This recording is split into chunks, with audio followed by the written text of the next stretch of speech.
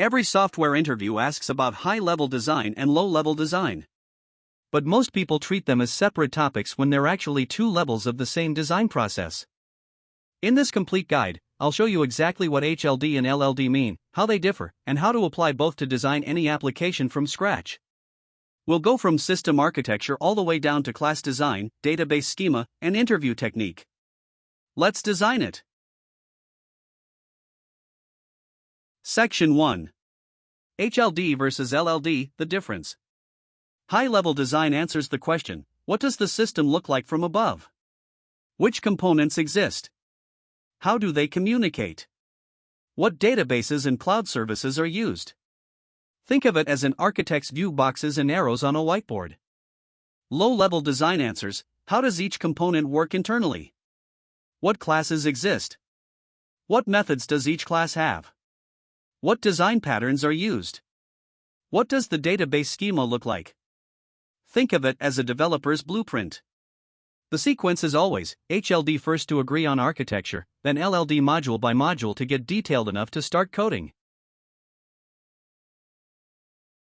Section 2. High-level design, the system architecture. For an e-commerce application, the HLD flows like this. The client hits the CDN first for static assets like images and JavaScript. The CDN serves from the nearest edge location globally. Dynamic requests go to the load balancer, which distributes traffic across multiple stateless API servers.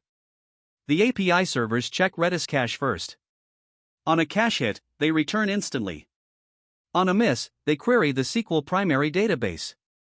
Read-heavy queries go to SQL replicas.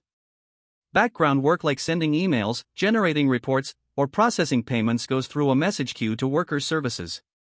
This is the standard architecture for any web application at scale. Section 3. HLD key components explained. When to include each one. Load balancer, always, for any production system. It enables horizontal scaling and handles failover when a server crashes. Redis cache, when the same data is read thousands of times per minute. Sessions, hot products, leaderboards, anything that doesn't change frequently. CDN, any application with static files or images. Serve from edge, reduce latency globally. Message queue like Azure Service Bus or RabbitMQ, for async tasks that don't need an immediate response. Emails, PDF generation, inventory updates. Database replica, when your read-to-write ratio exceeds 10 to 1. Writes go to primary, reads to replica. Section 4. HLD database design decisions.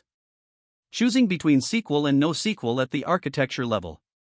Choose SQL Postgres or SQL Server when you need ACID transactions, complex joins between tables, or strong consistency. Banking, orders, payments, inventory. This is the safe default.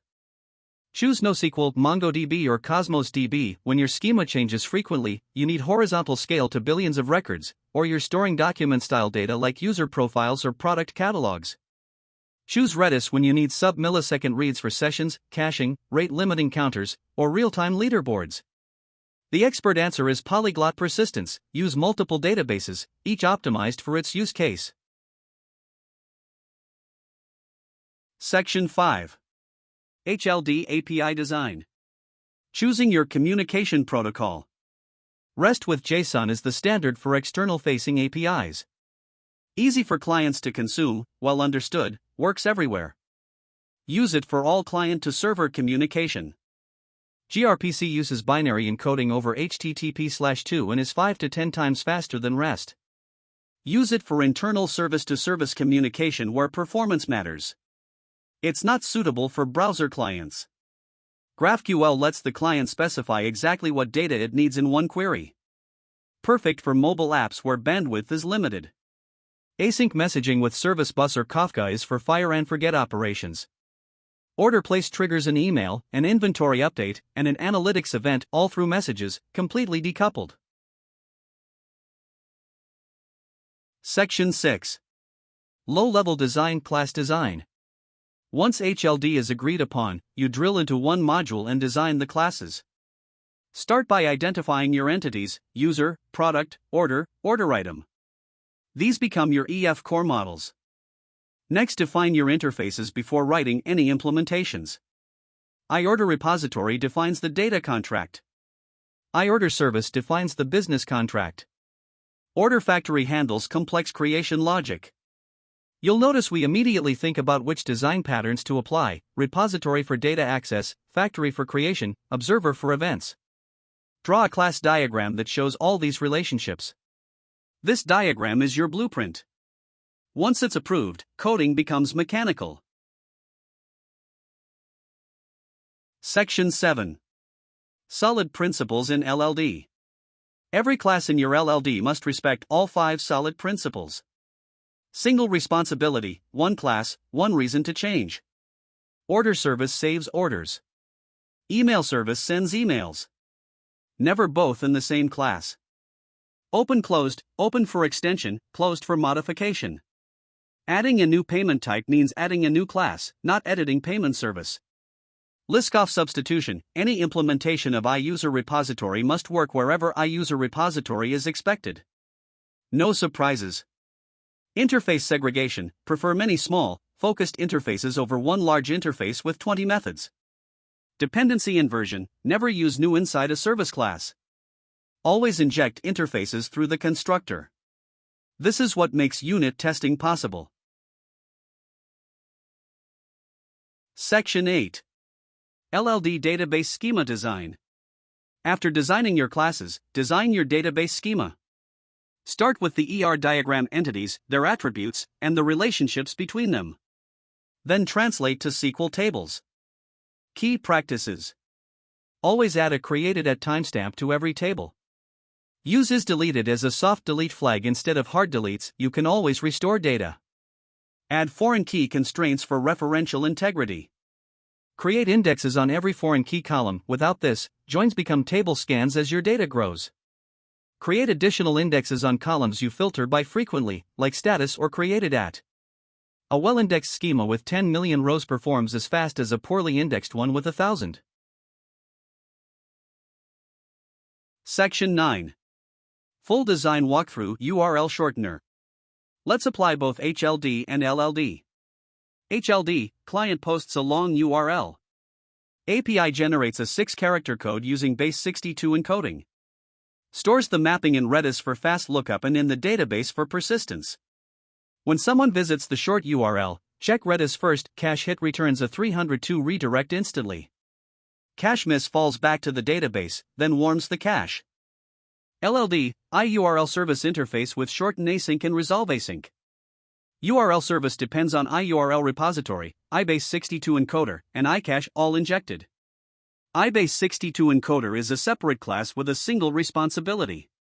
Database schema: shortURLs table with ID, code with a unique index, original URL, click count, created@, and expires at. The code column gets a unique clustered index for the fastest possible lookup. Section 10. HLD and LLD in interviews. Most candidates fail system design interviews not because of technical knowledge but because of approach. Here's the framework that works in 30 minutes.